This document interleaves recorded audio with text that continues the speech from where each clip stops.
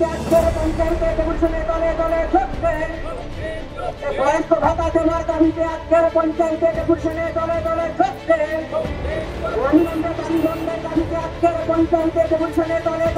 বিভিন্ন দাবি দাওয়া নিয়ে বৃহস্পতিবার বল্লভপুর পঞ্চায়েত অফিসের সামনে বিক্ষোভ প্রদর্শন করলো বামেরা।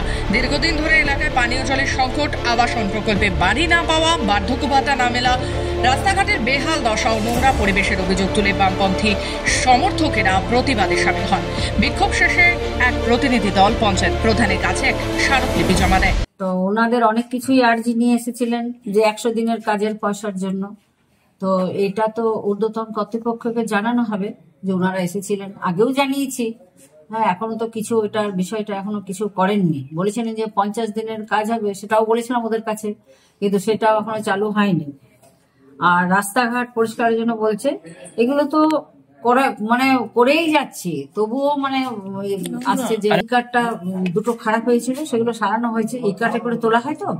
আর আমরা বিডিও সাহেবকে আমাদের একটা বড় গাড়িরও আবেদন করেছি, আশা করছি ওটা দিয়ে দেবে তাড়াতাড়ি, তাহলে এতটা আবর্জনা থাকবে না। পঞ্চায়েত প্রধান জানান, আজ বাম নেতাদের একটি প্রতিনিধি দল তার সঙ্গে দেখা করে বিভিন্ন সমস্যা নিয়ে আলোচনা করেছে। তিনি জানান, মনরেগার বকেয়া টাকা প্রদান, 50 দিনের কাজের পরিকল্পনা বাস্তবায়ন এবং নিকাশি ও পরিচ্ছন্নতা সংক্রান্ত সমস্যা নিয়ে সিদ্ধান্ত উচ্চ পর্যায়ের কর্মকর্তারা নেবেন। তিনি বলেন, নিয়মিত পরিষ্কার পরিচ্ছন্নতার কাজ করা হয়, তবে বর্জ্য অপসারণের জন্য পঞ্চায়েতের কাছে বড় গাড়ি নেই। ইতিমধ্যে ব্লক প্রশাসনের বড় গাড়ির জন্য অনুরোধ করা হয়েছে, ফলে সমস্যা মিটবে।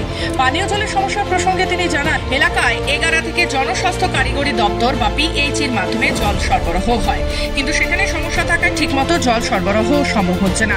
তিনি বলেন, মাইথন থেকে জল সরবরাহের একটি প্রকল্প নিয়ে আলোচনা চলছে এবং জেলা প্রশাসনের আশ্বাস অনুযায়ী এটি অগাস্ট মাসের মধ্যে সম্পন্ন হলে এলাকার জল সমস্যা স্থায়ীভাবে মিটে যাবে। আবাসন প্রকল্পের অনিয়মের বিষয়ে তিনি বলেন, পঞ্চায়েত নজর রাখছে যাতে এক ব্যক্তির নামে একাধিকবার বাড়ি বরাদ্দ না হয়। তিনি সাধারণ মানুষকে অনুরোধ করেছেন, যদিও কেউ একাধিকবার বাড়ি বরাদ্দ পেয়ে থাকেন তবে তা যেন পঞ্চায়েতকে জানান।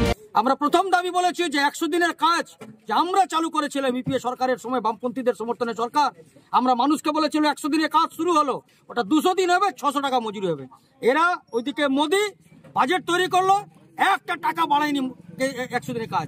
আর তৃণমূলের গভর্নমেন্ট যা চলছে, চোর বাটপারদের সংগঠন, তারা লুটে পুটে খেলো। 100 দিনের কাজ আজ বন্ধ। আমরা বলেছি চালু করতে হবে। তালিকা কোন জাদুদণ্ডে এই যে প্রচার হলো ভোটের আগে আবাস যোজনার বাড়ি দেবো, যার কাঁচা বাড়ি, মোদি বললেন যে জিসকা কাচ্চা ঘর হ্যাঁ সবকো পাক্কা ঘর মিলেগা, পাওয়া গেল না।